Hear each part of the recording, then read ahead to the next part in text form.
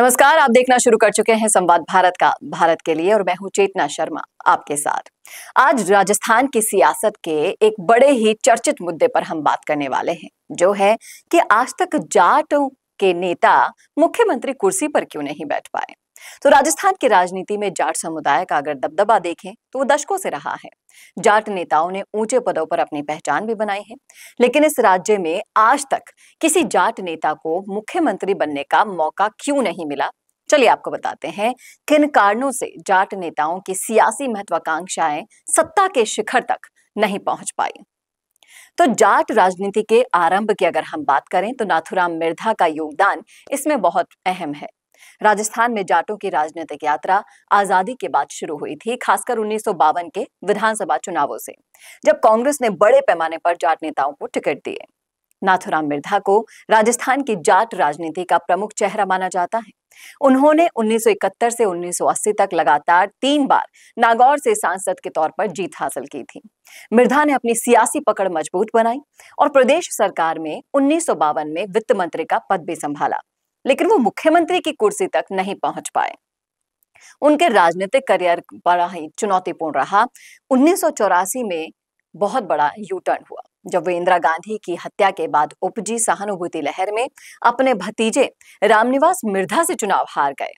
हालांकि मिर्धा ने अपनी स्थिति को फिर से मजबूत किया और 1989 से 1996 तक लगातार 3 बार लोकसभा चुनाव जीते और 6 बार लोकसभा सांसद बनने का रिकॉर्ड उन्होंने कायम किया।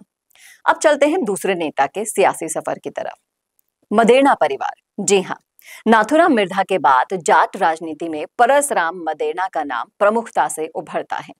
जोधपुर से आने वाले मदेरणा एक दिग्गज जाट नेता रहे हैं। 1998 के विधानसभा चुनाव में वो नेता के प्रतिपक्ष की भूमिका में थे, जबकि अशोक गहलोत प्रदेश अध्यक्ष हुआ करते थे। कांग्रेस ने इन चुनावों में शानदार प्रदर्शन करते हुए 200 में से 153 सीटें जीती, जो आज भी पार्टी के लिए एक रिकॉर्ड है। मुख्यमंत्री पद की दौड़ में मदेरणा के नाम चर्चा का विषय था, लेकिन विधायक दल की बैठक में अशोक गहलोत को मुख्यमंत्री चुन लिया गया और मदेरणा को विधानसभा अध्यक्ष पद से संतोष करना पड़ा। ये एक ऐसा अवसर था जब जाट समुदाय के एक नेता का मुख्यमंत्री बनना लगभग तय था, लेकिन फिर भी वो वहां पर चूक गए। इसके पीछे क्या समीकरण रहे वो आप सभी को पता है। तीसरे रहे शीशराम ओला और शेखावटी की राजनीति की जब हम बात करते हैं, जाट सियासत का प्रभाव मारवाड़ से निकलकर शेखावटी तक भी फैल चुका था उस समय, और इस क्षेत्र में शीशराम ओला एक महत्वपूर्ण नेता के रूप में उभरे थे। 8 बार विधायक और 5 बार सांसद रहे ओला ने 2008 में मुख्यमंत्री पद की दौड़ में सीपी जोशी और अशोक गहलोत को चुनौती भी दी थी। उन्होंने यहां तक चेतावनी दे डाली थी कि अगर जाट मुख्यमंत्री नहीं बनाना तो लोकसभा चुनाव में जाट समुदाय कांग्रेस के खिलाफ वोट कर डालेगा। इसके बावजूद कांग्रेस आलाकमान ने गहलोत को दूसरी बार मुख्यमंत्री बनाने का फैसला लिया और इस घटना ने जाट राजनीति के भीतर एक गहरी असंतोष की भावना को जन्म कर दिया। अब आप समझ सकते हैं, इन सबके ऊपर एक अपवाद भी है। राजस्थान में जाट समुदाय के मुख्यमंत्री न बनने की हकीकत के बीच एक दिलचस्प तथ्य ये भी है कि जाट परिवार की बहू माने जाने वाली वसुंधरा राजे प्रदेश की 2 बार मुख्यमंत्री रह चुके हैं। हालांकि वो खुद जाट समुदाय से नहीं आती, लेकिन उनके इस संबंध को राजनीतिक समीकरणों में एक अहम मोड़ के रूप में देखा जाता है। इससे जाट नेताओं की सीधी सीधी भागीदारी पर सवाल भी उठता है कि आखिर क्यों वे अपने दम पर राज्य के सर्वोच्च पद तक नहीं पहुंच पाए हैं और इनके पीछे जितने भी समीकरण, जितने भी षड्यंत्र उनके लिए रचे जाते हैं, आखिर क्यों उन्हें वो समझ नहीं पाए हैं। राजस्थान की राजनीति में जाट समुदाय का असरदार वर्चस्व होने के बावजूद ये समुदाय अब तक मुख्यमंत्री की कुर्सी पर नहीं पहुंच पाया, चाहे नाथूराम मिर्धा हो या फिर हो परसराम मदेरणा या फिर हो शीशराम ओला।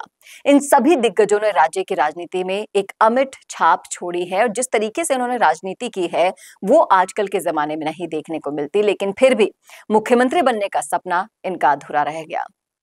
इसका कारण राजनीतिक खींचतान भी माना गया, आला कमान के एक तरफा फैसले भी माने गए और दूसरे समुदाय के प्रभाव को भी माना गया। जाटों का संघर्ष सत्ता की कुर्सी तक पहुंचने के लिए अभी भी जारी है। देखना दिलचस्प होगा कि आने वाले समय में ये समुदाय अपनी इस ऐतिहासिक चुनौती को कैसे पार करता है और कौन है वो असली जाट शेर जो इन सारी चुनौतियों को पार करके इस सिंहासन तक पहुंच सकता है। क्या लगता है आपको? वर्तमान के जितने भी जाट नेता हैं, फिर चाहे से वो हनुमान बेनीवाल हो, फिर चाहे से वो हो कोई दूसरा नेता, आपको क्या लगता है कि क्या ये इस चुनौतियों को पार करके इस सिंहासन की तरफ या इस सिंहासन पर विराजमान होने के लिए लायक हैं या हो सकते हैं? बताइएगा जरूर कमेंट बॉक्स में अपनी राय। कैसा लगा वीडियो ये बताना ना भूलिएगा और ऐसे और वीडियोस के लिए देखते रहिए संवाद भारत का, भारत के लिए। नमस्कार। सोशल मीडिया पे स्क्रॉलिंग से थोड़ा कुछ ज्यादा करना चाहते हो तो MIMS का certificate course in content writing है आपके लिए परफेक्ट। यहाँ सीखो कैसे लिखने का टैलेंट बनाए तुम्हें content creator pro. Blogs, articles या सोशल मीडिया कैप्शंस सब कुछ लिखना आसान हो जाएगा।